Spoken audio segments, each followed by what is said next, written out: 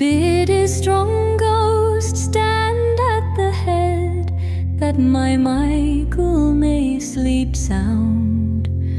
nor cry, nor turn in the bed, till his morning meal come round.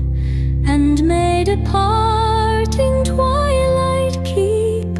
all dread afar, till morning's back,